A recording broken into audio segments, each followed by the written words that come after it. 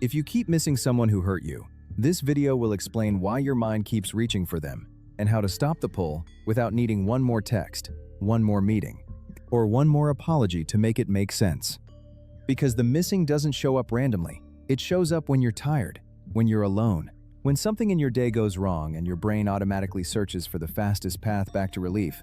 And that's what makes this so confusing. You remember the disrespect. You remember the anxiety. You remember the way you had to measure every word. But you also remember the version of them that felt warm, present, and almost safe. So you ask the question that keeps you stuck.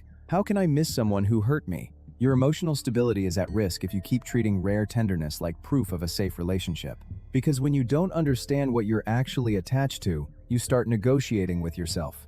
You minimize what happened.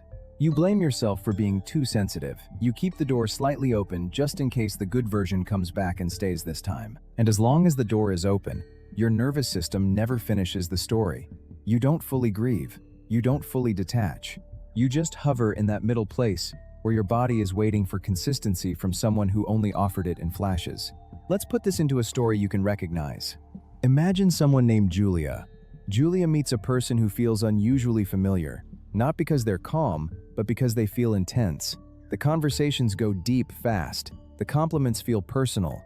The connection feels like it has meaning. This person says things like, "I've never told anyone this. You get me. I feel safe with you." And Julia absorbs it like water. Because Julia hasn't felt truly seen in a long time. Then the first shift happens. A message goes unanswered. A plan gets canceled with no explanation. Julia brings up something small, and it turns into a huge reaction. Suddenly, Julia is apologizing for a tone they didn't mean, for a need they barely expressed, for asking the kind of question that should be normal in a healthy connection. And Julia tells herself, "It's fine. They're just stressed." Then the second shift happens. A cold week, distance, confusion. Julia tries harder, becomes more careful, more understanding, more flexible. Julia starts performing emotional perfection to keep the peace. And then, right when Julia starts thinking, "I can't do this anymore," the warm version returns. A long message, a vulnerable confession, a soft apology, a night that feels like the beginning again. Julia's body relaxes. Julia thinks, "This is the real them." And that is the moment the attachment locks in deeper. As we explore why you miss them, you might discover something unexpected.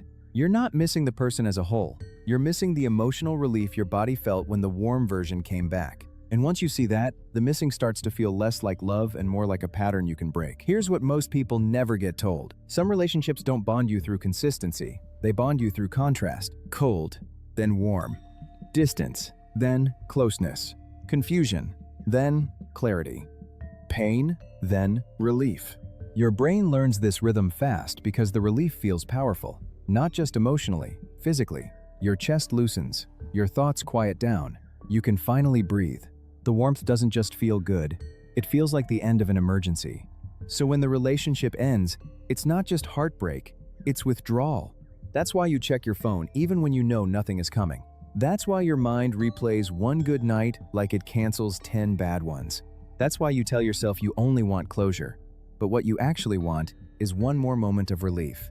And it can make you feel ashamed, because the missing feels like it's betraying what you know is true. But the missing is not your character. The missing is your nervous system looking for the fastest way back to calm. As we go deeper, you might realize something that changes the story. Those good moments weren't just memories. They were reset moments.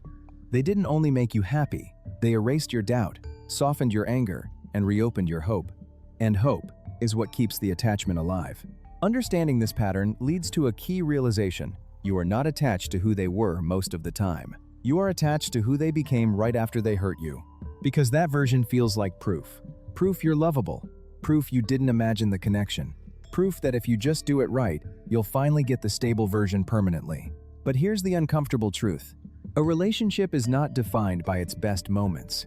It's defined by its most common emotional weather. So if you want to stop missing them, you don't start by fighting the longing. You start by making the pattern impossible to romanticize. Here are the steps that do that. First, ask a different question than, "Why do I miss them?" Ask, "When do I miss them?" Be specific. Do you miss them when you feel lonely? Do you miss them when you feel rejected? Do you miss them when you feel overwhelmed? Do you miss them when you're bored? Do you miss them after a fight with someone else? Do you miss them when you're scrolling and your brain wants a dopamine hit? Because missing them is often your mind trying to solve a feeling, not your heart trying to find a person. Second, separate moments from patterns. Write down the 3 moments you replay most, not 10. 3. Then write down the 3 most common moments you tried to ignore. The dismissive look, the silence, the sudden irritation, the way your needs became drama, the way you had to earn basic care. Now, compare them honestly. Which one was the exception? Which one was the routine? If the warm moments were rare, then what you're missing is not a relationship. You're missing the exception. Third, identify the cost of access to the warm version. This is the question most people avoid because it exposes the trade you were making. What did you have to become to keep them close? Did you become quieter? More agreeable? More patient than a human should be? Did you stop asking questions? Did you start accepting uncertainty as normal? Did you start apologizing first, even when you were the one hurt? Did you start managing their emotions like a job? If the price of warmth was self-erasure, then your longing makes sense. Because self-erasure creates emptiness, and emptiness craves anything that briefly fills it. Fourth, understand why this hits hardest for certain childhood histories. If you grew up with emotional neglect, you may have learned a dangerous definition of love. Love is what you get when you're easy. Love is what you get when you don't need much. Love is what you earn by being useful, quiet, impressive, or low maintenance. So when someone gives you affection only after you've been flexible, patient, and forgiving, it can feel familiar in your body. Not healthy, familiar. And your nervous system will call familiar safe, even when it isn't. That's why you can be smart and still get trapped, because this isn't about logic. It's about what your body learned to chase.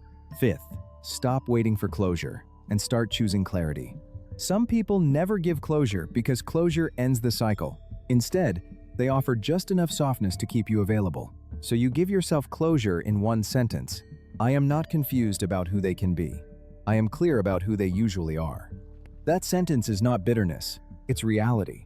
And reality is what breaks the spell. Now, let's make this practical for the next time the missing hits. When you miss them, do not argue with the feeling. Label it. Say, this is my body craving relief. Then ask, relief from what? If it's loneliness, meet loneliness without reopening the wound. Put your body around people, even quietly. Text someone safe. Go somewhere public. Change your environment. Loneliness gets louder in isolation. If it's rejection, rebuild self-respect instead of chasing approval. Do one action that puts you back on your own side. Keep one promise to yourself today, even a small one.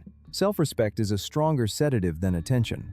If it's overwhelm, soothe your nervous system with something that doesn't come with consequences. A walk, a shower, food, sleep, a simple routine.